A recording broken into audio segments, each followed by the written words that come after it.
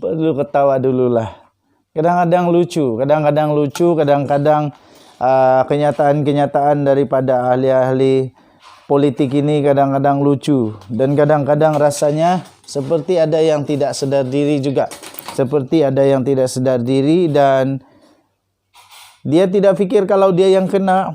Okay, so yang pertama ini tuan-tuan dan puan-puan, pagi ini baru saja terima berita yang memang lucu. Pemimpin BN tidak terpilih jadi calon perlu berbesar hati. What?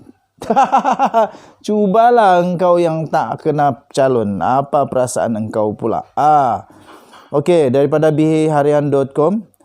Pemimpin Barisan Nasional BN yang tidak dicalonkan pada pilihan raya umum ke-15 perlu berbesar hati dengan memberi peluang kepada pelapis yang dipilih oleh mewakili parti.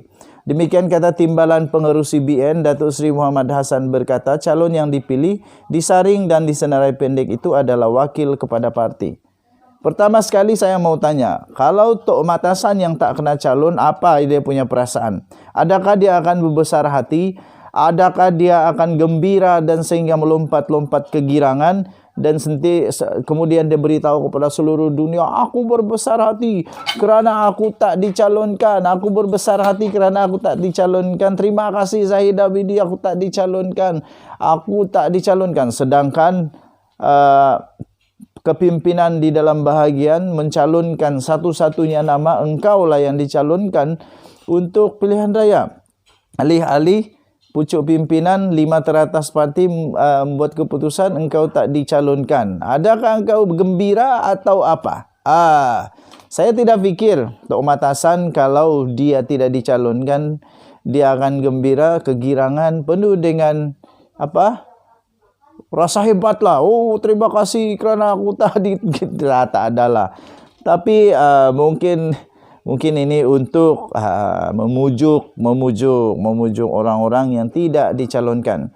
Cuba tanya Sahidan Kasim, apa perasaan dia ketika akar umbi di Arau masih lagi mau dia bertanding, tapi tiba-tiba kepimpinan UMNO katakan, berbesar hatilah sebab bagilah peluang kepada orang baru.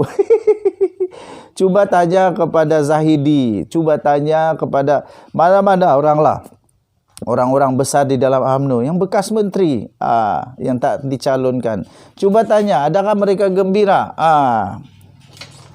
Setiap pilihan raya sama ada PRU atau PRK memang ada gegaran, rasa tidak puas hati calon. Kerana ramai yang mahukan calon mereka diberi tempat. Tapi insyaAllah dalam 2 ke 3 hari ia akan reda. Yang pentingnya parti yang mengambil bahagian dalam pilihan raya, yang kalah ataupun menang adalah parti, katanya. Yalah. Oleh itu kita perlu beri peluang kepada pelapis, iaitu orang lain yang dulu menyokong kita ketika kita dicalonkan atau diberi mandat untuk mewakili parti. Ini yang dinamakan proses peremajaan parti, katanya. Betul itu.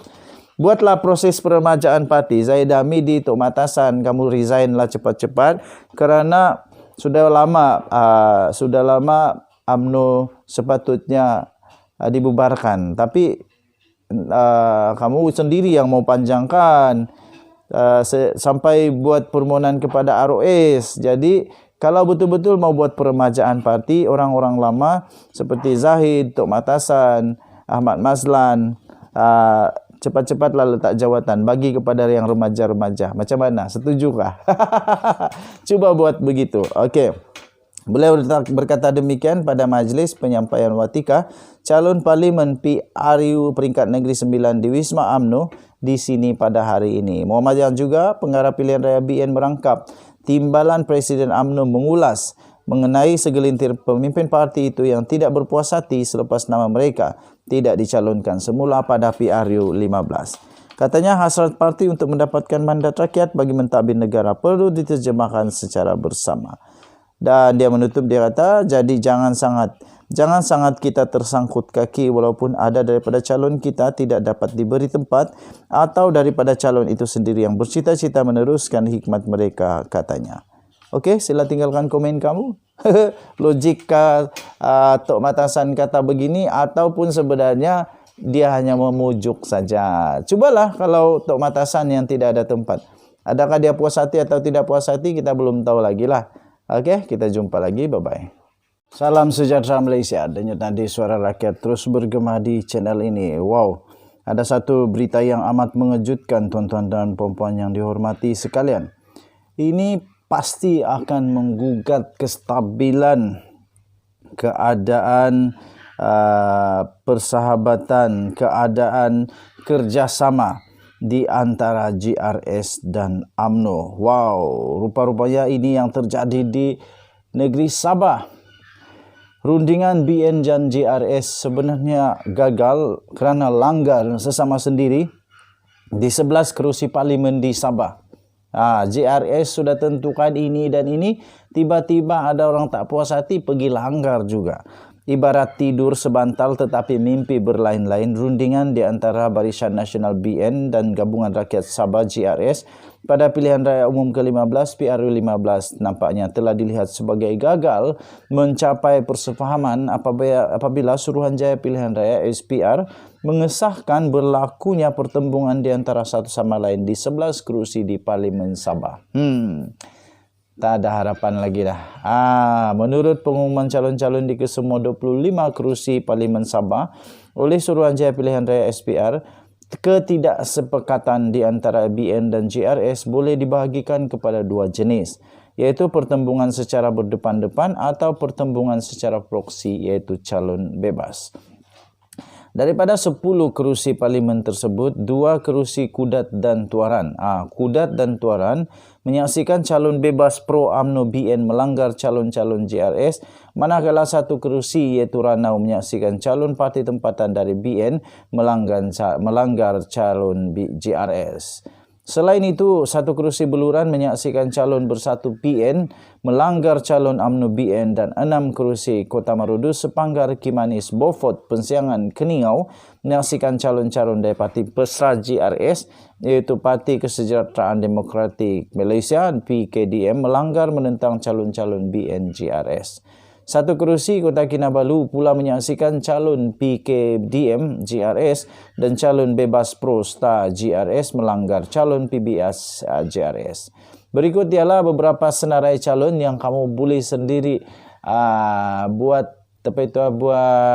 penilaian sendiri adakah berlanggar atau tidak.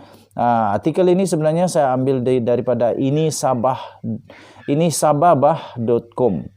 Inisabahbah.com 5 November 2022. Okey, yang pertama P167 Kudat di mana Rudi Awal daripada Bersatu GRS, Petronella Usun daripada Pejuang, Rashid Abdul Harun daripada Warisan dan Verdon Bahada iaitu Bebas Pro UMNO BN. Okey, dan Tonichi di APPH. Dan P170 Tuaran Johnston Lumai Bangkuai PBS GRS menentang nombor 5 Nur Taib Suhaili Suwali Bebas Pro UMNO BN. Dan kemudian senarai parti tempatan dari BN yang langgar GRS iaitu di P179 Ranau di mana Ewan Ebin PBRS BN akan menentang daripada Bersatu GRS Jonathan Yasin. Kemudian senarai PN GRS langgar BN pula ialah di P183 Beluran Benedict Asmat UMNO BN melawan Roland Kiandi iaitu Bersatu Perikatan Nasional. Sementara senarai PKDM GRS yang langgar BN GRS pula adalah Maximus Ongkili PBRS GRS dan melawan Wetrom Bahada PKDM GRS. P171 pula di Sepanggar Yakub Khan UMNO BN melawan Jumardi Lukman PKDM GRS. Kemudian di Kimanis Muhammad Alamin UMNO BN melawan Ahmad Yusuf PKDM GRS. P177 Beaufort pula Amina Acing UMNO BN melawan Johair Matlani PKDM GRS. Kemudian P180 Keningau Jake Nointin PKDM GRS, Jeffrey Gapari Kitingan Stah GRS. P182 Pensiangan pula Jackie Rison Kilan PKDM GRS dan Arthur Joseph Kurut daripada PBRS BN. Kemudian yang terakhir senarai PKDM GRS dan STA GRS langgar GRS. P172 Marcel Jude Joseph daripada Bebas Prosta GRS, Winston Liao Kit Siong PKDM GRS, dan Yi Tsai Yu PBS GRS. Okey, so kamu boleh buat penilaian sendiri, betulkah dorang berlanggar ataupun sebenarnya dorang ini sudah bercalon bebas dan dorang tidak ada kaitan apa-apa dengan Barisan Nasional ataupun dengan GRS. Kita jumpa lagi Denyut Nadi Suara Rakyat bergema di channel ini. Bye bye.